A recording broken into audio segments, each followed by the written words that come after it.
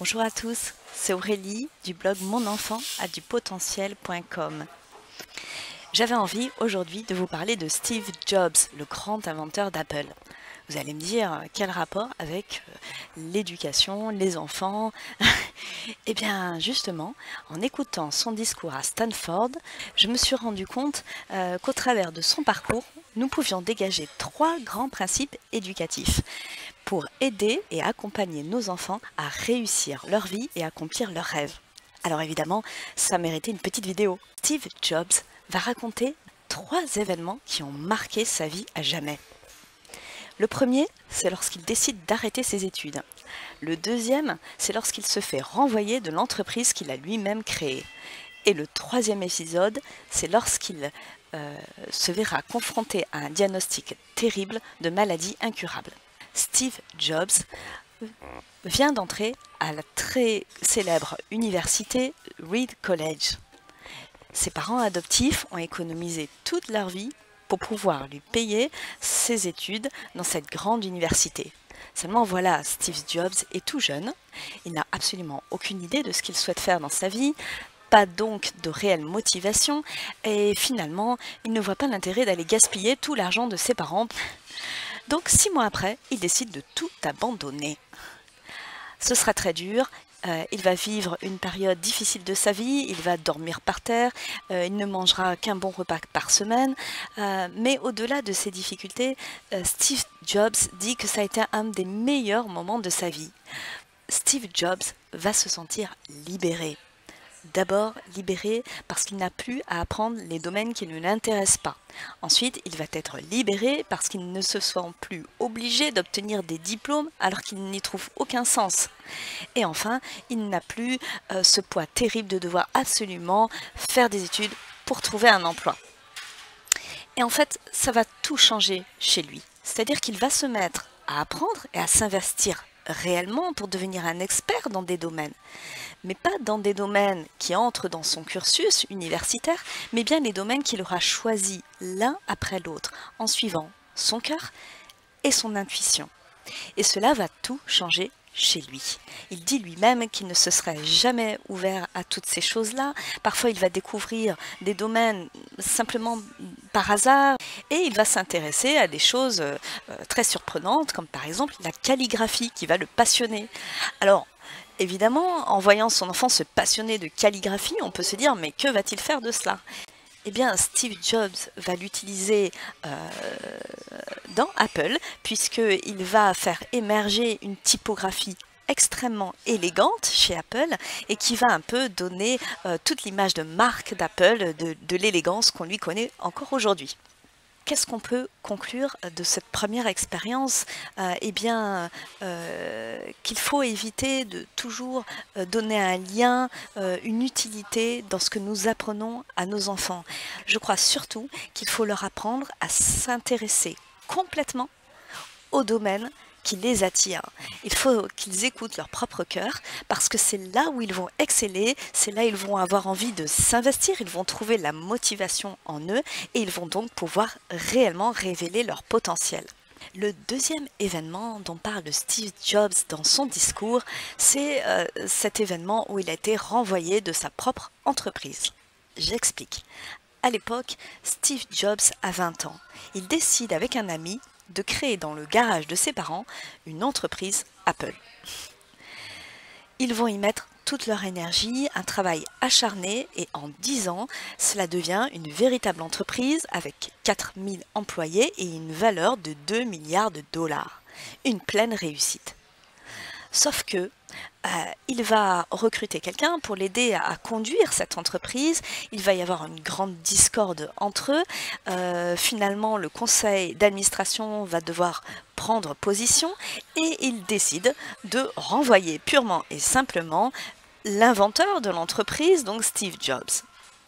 C'est un événement très dur à vivre pour Steve Jobs. Nous avons tous connu des événements très difficiles dans nos carrières et nous savons combien ça peut amener des profondes remises en cause, non seulement sur le plan professionnel, mais également plus largement sur un plan personnel et affecter énormément notre identité, notre confiance intérieure et notre paix.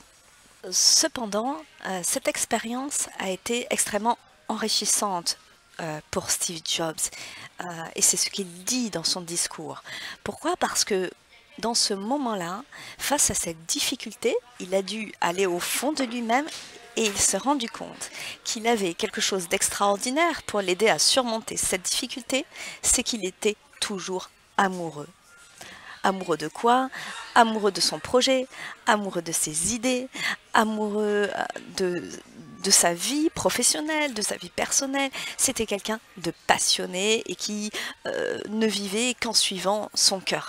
Et finalement, il fera un comeback triomphant chez Apple avec les honneurs.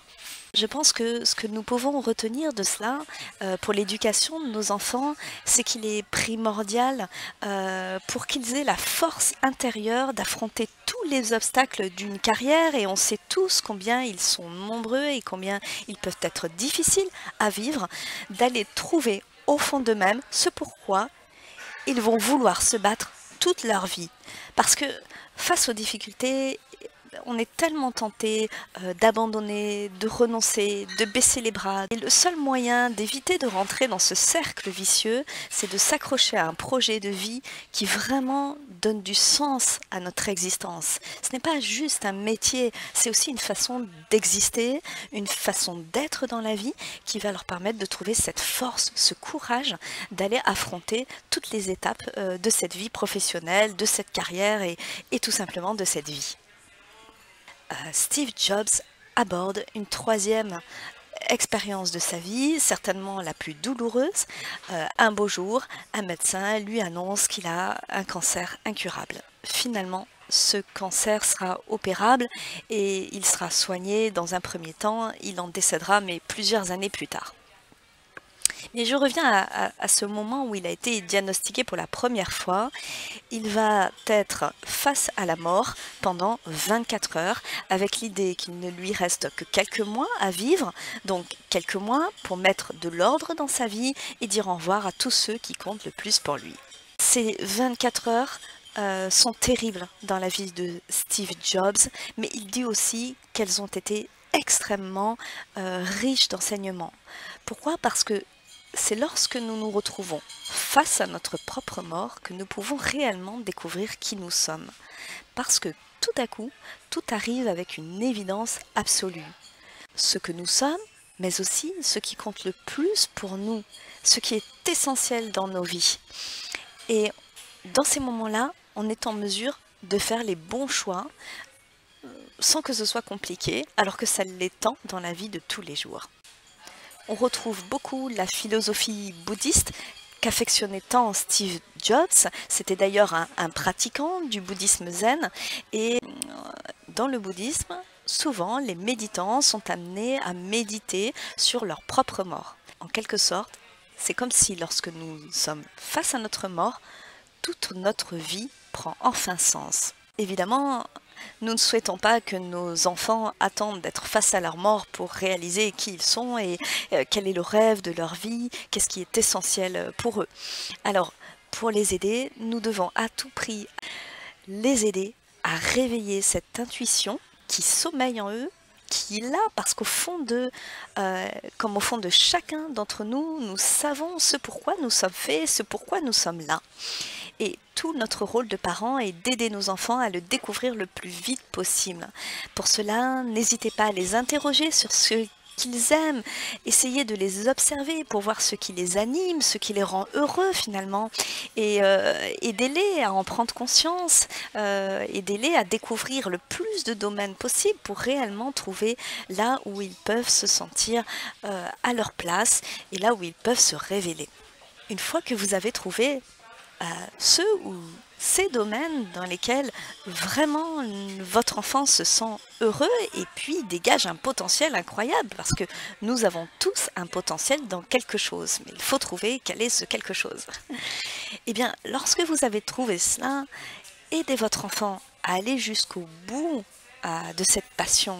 Aidez-le à gagner l'expertise, donnez-lui tous les outils qui vont lui permettre d'approfondir au maximum ces domaines, d'aller vraiment jusqu'au bout de leur exploration. C'est essentiel et cela sera peut-être déterminant dans le choix de leur métier plus tard et dans le déroulement de leur vie tout entière.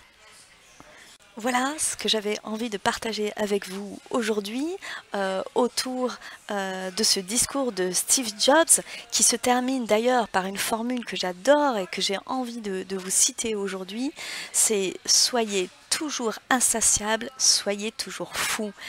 Et voilà, c'est ce que j'ai envie de dire à mon enfant, ce que j'ai envie que nous disions à nos enfants. Suivent leur cœur, qu'ils se fassent confiance et ils trouveront comment réussir leur vie par leurs propres moyens. C'est ce que je souhaite à tous vos enfants. À très bientôt sur le blog Mon enfant a du potentiel. Et si vous avez aimé cette vidéo, mettez-moi un petit like juste en bas. À bientôt!